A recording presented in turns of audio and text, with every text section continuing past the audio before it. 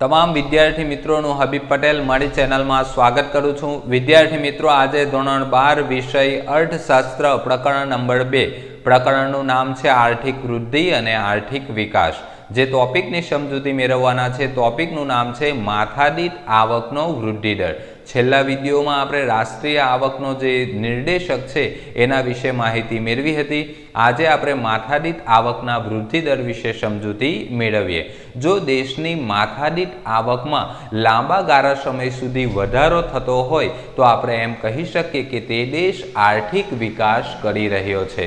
એટલે કે માથાદીઠ આવકની જ્યારે ગણતરી કરવામાં આવે છે ત્યારે દેશની કુલ રાષ્ટ્રીય આવકને ધ્યાનમાં લેવામાં આવે છે, દેશની કુલ વસ્તી કેટલી છે એને ધ્યાનમાં લેવામાં આવે છે અને કુલ રાષ્ટ્રીય આવકને દેશની કુલ વસ્તી વડે ભાગાકાર કરવામાં આવે છે, જેનાથી આપણને માથાદીઠ આવક પ્રાપ્ત થતી હોય છે। એટલે માથાદીઠ આવકના વૃદ્ધિ દરમાં વસ્તીને પણ ધ્યાનમાં લેવામાં આવતું હોવાથી રાષ્ટ્રીય આવકના વૃદ્ધિ દર કરતાં માથાદીઠ આવકના વૃદ્ધિ દરને વધુ ચડિયાતો આપણે ગણાવી શકીએ। એટલું જ નહીં, પરંતુ જે સંયુક્ત રાષ્ટ્રસંઘના નિષ્ણાંતો છે એ સંયુક્ત રાષ્ટ્રસંઘના નિષ્ણાંતો પણ આ હિમાયત કરે છે કે માથાદીઠ આવકના વૃદ્ધિ દરને સ્વીકારો।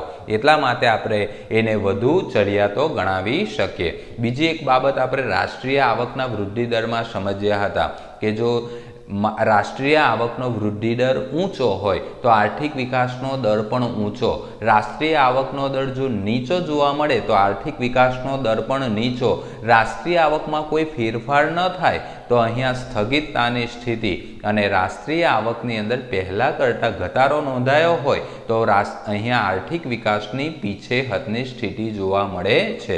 તો આ જ બાબત અહીંયા આપણે લાગુ કરવાના છે, પરંતુ રાષ્ટ્રીય આવકની જગ્યાએ ફક્ત શબ્દ ઉમેરવાનો છે માથાદીઠ આવક। તો જો માથાદીઠ આવક ઊંચો દર હોય, માથાદીઠ આવક વધતી જોવા મળે તો આપણે કહી શકીએ કે આર્થિક વિકાસનો દર પણ ઊંચો, માથાદીઠ આવકનો દર જો નીચો જોવા મળે તો આર્થિક વિકાસનો દર પણ નીચો। આ માથાદીઠ આવકમાં વધારો ન થતો હોય તો સ્થગિતતાની સ્થિતિ અને માથાદીઠ આવકમાં ઘટાડો જોવા મળતો હોય તો અહીંયા પીછેહટની સ્થિતિ જોવા મળે છે। એટલે કે રાષ્ટ્રીય આવકની અંદર જો તમે સરળતાથી યાદ રાખ્યું હશે તો આ મુદ્દાને તમારે યાદ રાખવામાં મુશ્કેલી પડશે નહીં। ત્યારબાદ આપણે અલગ અલગ દેશો છે અને એની માથાદીઠ આવક કેટલી છે અને વૃદ્ધિ દર કેટલો જોવા મળે છે એના વિશે આપણે સમજૂતી મેળવીએ। તો નોર્વે અને અમેરિકા। નોર્વેની વાત કરીએ તો માથાદીઠ આવક 64,992 અમેરિકન ડોલર અને અમેરિકાની વાત કરીએ તો 52,947, શ્રીલંકામાં 9,779, ચીનમાં 12,547, ભારતની વાત કરીએ 5,497 ડોલર। શોર્ટ ક્વેશ્ચનમાં પણ પૂછી શકાય કે ભારતની માથાદીઠ આવક કેટલી, તો તમારે લખવાનું છે 5,497 ડોલર। અને પાકિસ્તાનની વાત કરીએ તો 4,866। આ બધા દેશની માથાદીઠ આવક આપણે જોઈએ તો આપણે એક જ દેશ એવો છે કે જેના કરતાં આપણા દેશની માથાદીઠ આવક વધારે છે, જેમ કે પાકિસ્તાન। પાકિસ્તાનની માથાદીઠ આવક ભારત કરતાં પણ ઓછી છે। જ્યારે અન્ય દેશોની વાત કરવામાં આવે તો બધા જ દેશોની માથાદીઠ આવકમાં સતત અને સતત વધારો થતો જોવા મળ્યો છે। પણ ભારત માટે એક હકારાત્મક બાબત આપણે એમ કહી શકીએ કે જે વૃદ્ધિ દર અહીંયા ટકામાં દર્શાવવામાં આવેલો છે એ વૃદ્ધિ દર 6.0 જોવા મળે છે, જ્યારે પાકિસ્તાનનો ફક્ત 2.6, ચીનનો 6.7, શ્રીલંકા 3.5, અમેરિકા 1.6 અને નોર્વે 1.1। એટલે કે માથાદીઠ આવકનો વૃદ્ધિ દર ભારત દેશની અંદર ઊંચા દરે વધી રહ્યો છે, જે સૂચવે છે કે આર્થિક વિકાસ ભારતમાં થઈ રહ્યો છે। અને કોષ્ટક પરથી બીજી એક બાબત આપણે તારવી શકીએ કે નોર્વેની જે માથાદીઠ આવક છે 64,992 એ ભારત કરતાં અહીંયા 11 થી 12 ગણી નોર્વેની આવક વધારે છે। એટલે કે નોર્વે કરતાં 11 થી 12 ગણી ભારતની આવક ઓછી છે। એટલે આપણે અહીંયા 11 થી 12 ગણો નોર્વેનો આર્થિક વિકાસ છે આપણે એમ દર્શાવી શકીએ। હવે માથાદીઠ આવક વધવાથી શું જોવા મળે? તો આપણે લખી શકીએ કે માથાદીઠ આવક વધવાથી પ્રજાનું જીવન ધોરણ સુધરશે, એટલા માટે રાષ્ટ્રીય આવક કરતાં માથાદીઠ આવકનો જે નિર્દેશક છે, ચડિયાતો છે, એમ આપણે દર્શાવી શકીએ. હવે માથાદીઠ આવકની પણ કેટલીક મર્યાદાઓ છે. જે રીતે આપણે રાષ્ટ્રીય આવકની મર્યાદાઓ જોઈ હતી, એ જ રીતે માથાદીઠ આવકની પણ કેટલીક મર્યાદાઓ છે. એમાં સૌથી પહેલો નંબર આવશે માત્ર અંદાજો. એમાં લખવાનું છે તમારે કે માથાદીઠ આવકમાં માત્ર અને માત્ર અંદાજો લગાડવામાં આવે છે. એટલે કે રાષ્ટ્રીય આવકની જ્યારે ગણતરી કરવામાં આવતી હોય ત્યારે એની ગણતરી દર વર્ષે થતી હોય છે. જ્યારે વસ્તીની ગણતરીની વાત આવે તો વસ્તીની ગણતરી દર 10 વર્ષે કરવામાં આવે છે. એટલે બાકીના વર્ષોમાં જે 9 વર્ષો છે એ 9 વર્ષોની અંદર જો આપણે વસ્તીના આંકડા લઈએ છીએ તો એ વસ્તીના માત્ર અંદાજો દર્શાવતા હોઈએ છીએ. જેમ રાષ્ટ્રીય આવકની ગણતરી કરતી વખતે જે આપણે સાચા આંકડાઓ લેતા હોઈએ છીએ એવા સાચા આંકડાઓ આપણને પ્રાપ્ત થતા નથી, કારણ કે રાષ્ટ્રીય આવકની ગણતરી દર વર્ષે થાય, જ્યારે વસ્તીની ગણતરી દર 10 વર્ષે થાય છે. એટલે બાકીના વર્ષોમાં આપણે જ્યારે ગણતરી કરવી હોય માથાદીઠ આવક દ્વારા, ત્યારે આપણે માત્ર અંદાજો જ દર્શાવવા પડે છે. બીજી મર્યાદા શું છે?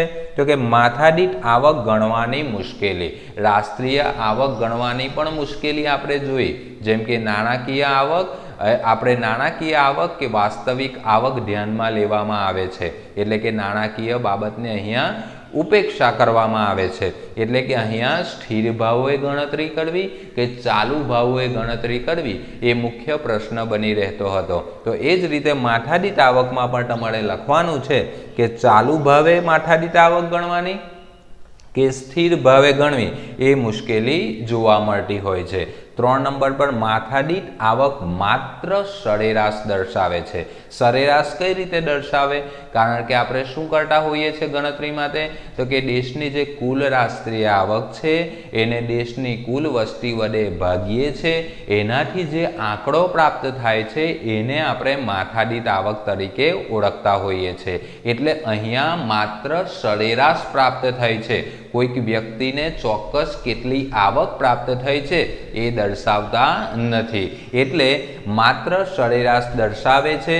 સરેરાશના આધારે નિર્ણયો લેવામાં આવતા નથી.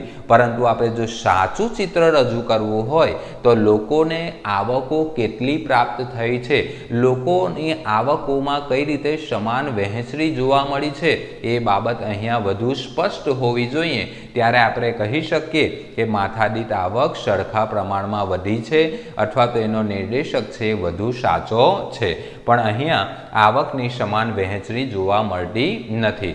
એવું બની શકે કે સમાજનો જે વર્ગ છે એ એક વર્ગને અહીંયા આવકો વધારે પ્રાપ્ત થાય, જ્યારે સમાજનો મોટો વર્ગ છે એને આવકો ઓછી પણ પ્રાપ્ત થતી હોય. તો અહીંયા આવકની સમાન વહેંચણી જોવા મળતી નથી. ઉદાહરણમાં આપણે લઈએ કે 5 વ્યક્તિઓ છે, 5 વ્યક્તિઓ વચ્ચે 100 રૂપિયાની વહેંચણી કરવાની છે.